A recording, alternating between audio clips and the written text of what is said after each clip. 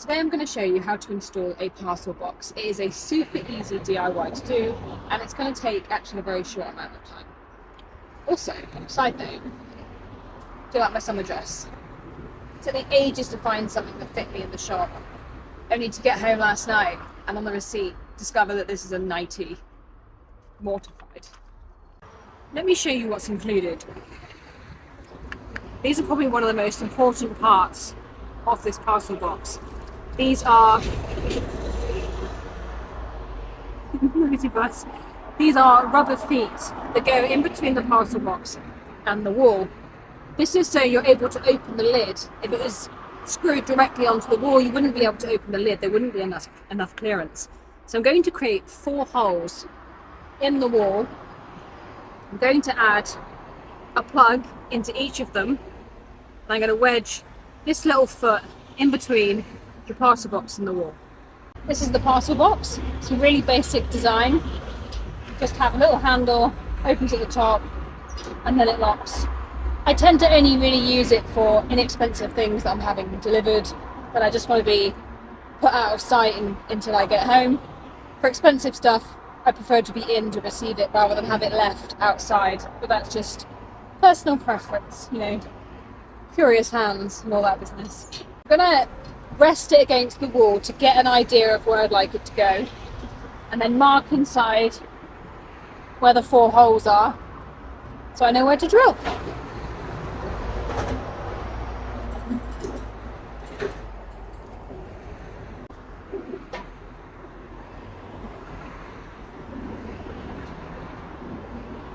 I'm going to take a slightly different approach. Because I have the lid to this open, it's not resting against the wall, which means I'm not going to be able to get in and mark where I need to drill. I've just scratched where I want to drill. With this screw, I'm going to get some masking tape. I'm going to tape the entire back of this and use that as a template to then mark on the wall where it needs to go.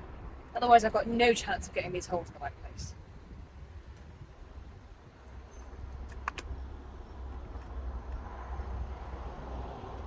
Can anybody see where I just marked? Because I can.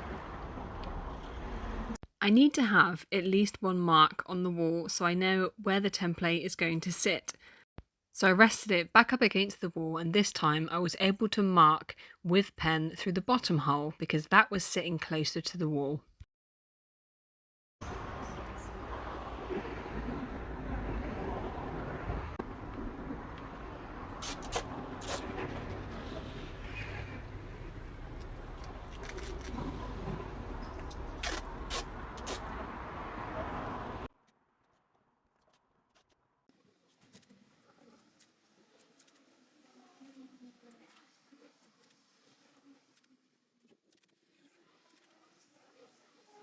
I couldn't immediately find the holes, but when I did, I marked it with my permanent marker and also poked through the hole with my pen.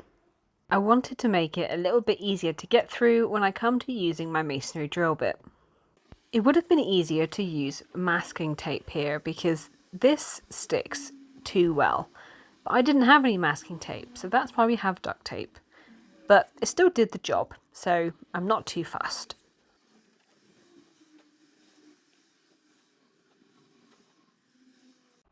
This was the mark that I made with my permanent marker. I'm going to use this as a template to work out where the other holes need to be. I started by aligning the 2 bottom holes so they were sitting at the right height, and naturally it allowed the other 2 holes to sit in the perfect position. That gave me quite the fight for my life. Let's see if this actually works now.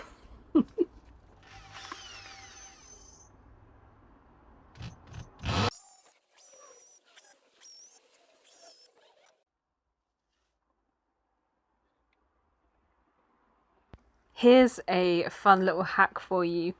If you are drilling into a wall and you don't want to make any mess on the floor, you can take an envelope like this one and stick it against the wall to capture all of the dust.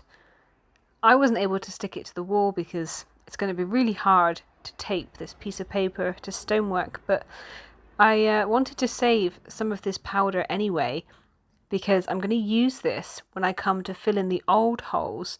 I'll mix this in with the compound and it will make the whole blend in.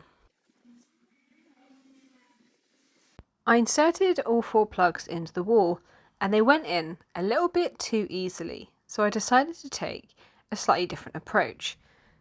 These are the peach coloured ones that I had put into the wall. They're quite skinny and they don't have a lot of grip. These grey ones are the ones I'm going to change them out for.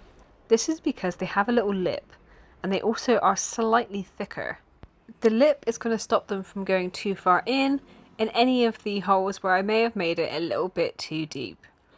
Now, don't forget, my advice is always to bash these in with a hammer and not the back end of your drill. Emma, don't do it. You know you're not supposed to. I think she's going to. Oh, there she is. I knew that she was going to do that. I could never quite work out which way these screws are supposed to go through this rubber foot. Is it this way, with that tip end against the wall? Or is it the other way? I guess probably it doesn't matter too much, but the way that I always do it is this way.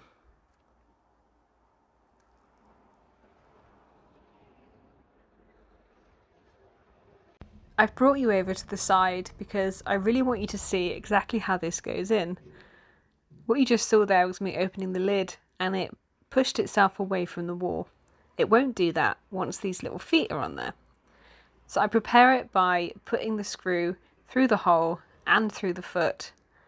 This was a point I realised that I'd forgotten my drill, so I had to put it back down again. But I get the 2 top ones ready and then I very awkwardly lift it. This is definitely a 2-person job, but here we are. Lift it to the right place, screw it in just a tiny bit, enough to keep it stable, and then I go to the other side, make sure the other side has been put in, and screw that in a little bit to make sure that it's stable. I'll completely secure these 2 top ones before moving to the bottom 2. It's fairly easy to get them under. You pull this out, pop them under, and sort of hope that they're roughly in the right space. When you put the screw through inside, you'll find out very quickly if it's in the right position or not, and you just need to wiggle it around to make sure that it finally goes into the right spot.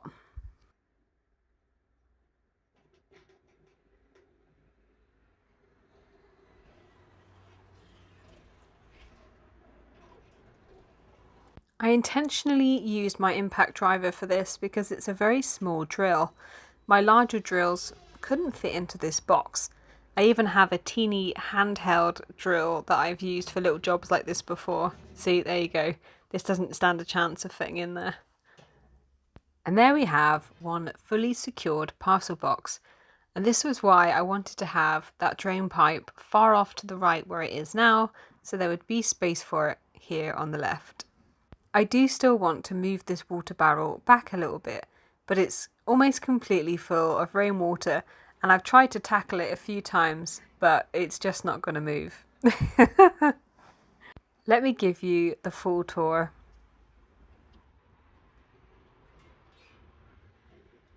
It's time to clean up and I wanted to show you a little something that I bought today. This is designed for putting your cleaning goods in.